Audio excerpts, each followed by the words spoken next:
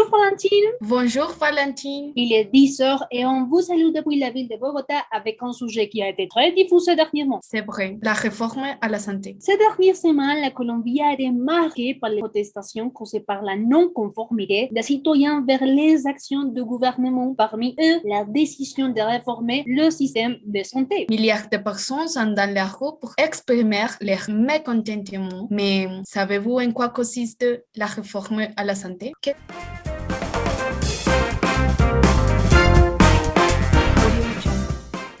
Réforme à la santé approuvée par le Sénat de la République en septembre de l'année dernière en Colombie a été créée pour améliorer la santé de la population colombienne grâce à des actions collectives et individuelles pour prévenir les maladies et assurer un service complet et de qualité. Cependant, dans de nombreux articles présentés, il n'y a pas de clarté sur les façons dont les ressources seront distribuées, comment le système de santé continuera de fonctionner et quel sera le rôle des assureurs de santé. Bon, mais qu'est-ce que ça voulait dire? Quel est son but? L'objectif de la réforme est de développer la loi 1751 de 2015 et sa définition du système de santé, apporter des ajustements au système général de sécurité sociale afin de garantir les droits à la santé à toute la population, matérialisant l'état social du droit et centrant le système autour de la personne. Rappelons que la loi 1751 de 2015 régule les éléments sociaux du droit fondamental à la santé, et spécifiquement sa nature, la définition du système de santé, les obligations de l'État, ses éléments essentiels et ses principes, les droits et les devoirs spécifiques, de même que l'intersectorialité. De nombreuses personnes nous ont demandé sur notre Twitter quelles étaient les raisons de la réforme. Mais il faut d'abord expliquer ce qu'est le système de santé et quelles sont ses fonctions. Si vous avez plus de questions, n'hésitez pas de les poser au hashtag Demandez les Valentines.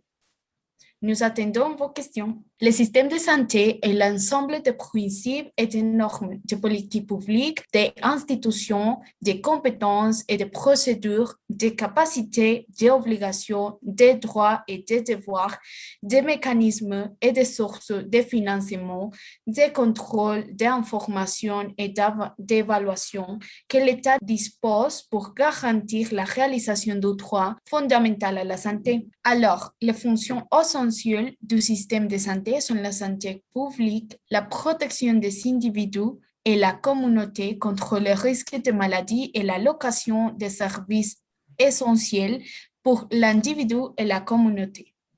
Maintenant, pourquoi le gouvernement décide de publier cette loi en pleine crise de la pandémie? Il y a deux raisons principales. Un, le même contexte de la pandémie a touché le système de santé, de sorte qu'il est une motivation pour faire le changement. Le secteur doit assumer sa responsabilité et prendre des mesures pour contrôler les cas. Deux, bien s'il y a déjà des lois sur le système de protection sociale de santé, il y a aussi plusieurs des problèmes. C'est pour ça que cette loi pallie les barrières d'accès et maintient les éléments qui permettent la couverture et l'efficacité financière. Mais je comprends que le système de sécurité sociale dans le domaine de la santé a déjà des lois qui les règlement. Alors, pourquoi en créer de nouvelles? A-t-il des défauts? Quels sont les défauts qu'on trouve? Un, des faibles taux d'utilisation des services médicaux préventifs, des taux élevés d'utilisation des services hospitaliers, faible résolution dans les premiers niveaux d'attention, des taux élevés de renvoi au niveau supérieur, ce qui entraîne des congestions dans les niveaux d'autres complexités, un nombre élevé de maladies chroniques en comparaison avec des autres pays, des fractures territoriales et socio-économiques en matière de santé, d'accès et de qualité dans la prestation des services, la concentration géographique de certaines spécialités, des niveaux, des portefeuilles et de cette croissante entre les entités. Il n'y a pas un engagement social de la part du secteur de la santé. La manque d'un modèle qui promeuve l'attention et la prévention. Eh bien, que nous propose la réforme de la santé pour résoudre ces défauts qui seront touchés par ces lois sont les gouvernements nationaux, les membres du système de santé et d'autres personnes ou institutions qui interviennent directement ou indirectement dans la garantie du droit fondamental à la santé. Dans un autre chapitre, nous trouvons tout ce qui concerne à la santé publique, qui comprend l'ensemble de plans, programmes, politiques, stratégies, interventions, protocoles et lignes directrices visant à maintenir la santé individuelle et collective de la population basée sur la promotion de la santé, la gestion du risque et de l'intervention, les déterminants sociaux et environnementaux. Le projet de loi établit que la gestion globale des risques pour la santé sera exécutée par les biais de l'assurance de la santé publique. Aussi, le ministre de la Santé et de la Protection sociale définira un groupe national unique en ayant la capacité d'intégrer les procédures basées sur les diagnostics dans les épisodes de soins pour la prise en charge de la maladie. La fonction de l'assurance réside dans la représentation de l'affilié auprès du prestataire et d'autres acteurs du système de santé. La gestion intégrée du système sanitaire, la garantie d'un accès effectif dans la prestation des services de santé, la gestion du reçu des services et la gestion des risques financiers. N'oublions pas qu'on se trouve aussi un chapitre à propos du talent humain et de l'offre d'emploi qui établit un modèle d'approche familière et communautaire. Il sera prêté au travers de réseaux intégrés et intégrants, formés par une entité publique et privée pour garantir l'accès de manière équitable aux spécialités. On propose un programme national à l'intérieur du système national de résidence médicale, l'épuration des EPS. Quand elles ne respectent pas les normes techniques ni financières, la loi les donne un laps de temps pour se transformer, fusionner ou se liquider dans les 6 mois suivants depuis la validité des lois. La proposition dit aussi qu'il unifie les régimes d'attention. Le subventionné, c'est celui que l'État paie aux gens les plus vulnérables et les contributifs, celui que les travailleurs auraient les mêmes privilèges. La dignité du travail a son propre chapitre. Là, on stipule la prohibition de l'externalisation pour l'embauche du talent humain. On stipule aussi la création du fonds de garantie du secteur santé, lequel garantit que l'utilisateur reçoive les services de santé même si les APS ou IPS présentent des problèmes de difficultés de paiement. La surveillance, l'inspection et les mesures anti-évasion sur les conglomérats font partie des propositions pour contrôler la gestion des ressources du secteur de la santé et comme ça éviter qu'on les destine aux fins différents. Pour l'application, les entités compétentes auront 2 années de transition pour le lancement du modèle d'attention primaire en santé et ses réseaux de prestations de services avec ses respectifs médecins de famille et l'équipement de télémédecine ou d'attention mobile. Cortinilla. Mais ces derniers jours, on s'est rendu compte que ce projet de loi n'a pas été bien reçu par les syndicats de la santé et certains acteurs politiques. Voilà, même des étudiants en sciences de la santé et des citoyens se sont prononcés depuis les roues pour rejeter cette proposition qui, dit-on, ne résout pas les problèmes structurels et sociaux du système de santé, mais elle présente des ajustements seulement. Des ajustements seront apportés aux lois qui sont déjà en vigueur, mais qui doivent être réglementées. Des questions telles que les soins premiers, les médecines familiales et communautaires étaient déjà intégrées dans les lois antérieures. On pourrait donc dire qu'il n'y a pas beaucoup de nouvelles. Valentine, je te dis qu'aujourd'hui, on a une invitée spéciale qui nous aidera à mieux comprendre quelques points clés de la réforme et lesquelles seraient ses conséquences. Celle entrée en vigueur. Elle est Carolina Corcho, vice-présidente de la Fédération des médecins colombiens. Bienvenue, Carolina.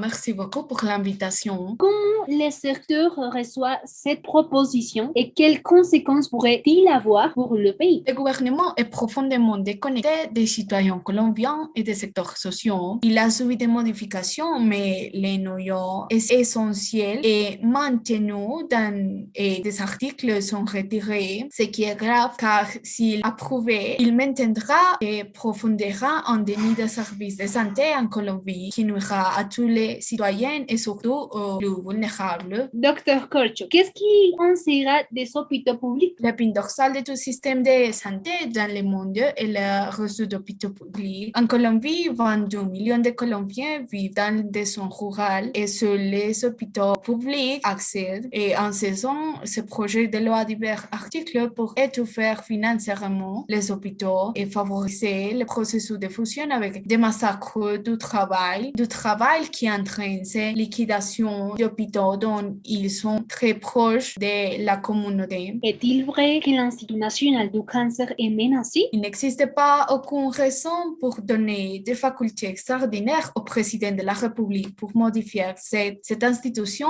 qui est en bastion de la science en cancer et est en oncologie de la Colombie et de l'Amérique latine et le public. Il y a un article qui parle de la dignité du travail. Considérez-vous que c'est une solution à la situation actuelle des travailleurs de la santé? L'embauche de personnel de santé est déjà affectée en ce moment. 80% des travailleurs de la santé travaillent dans le cadre de formes illégales d'externalisation, d'intermédiation du travail par les EPS. Ce projet de loi ne résout rien. Il est démagogique et répète des dispositions qui figuraient déjà dans le cadre juridique colombien et dans les dispositions et accords internationaux et l'Organisation internationale du travail concernant le recrutement des travailleurs. Devrions-nous payer pour des services spéciaux comme ils le font aux États-Unis? Non, le système de santé en Colombie est financé publiquement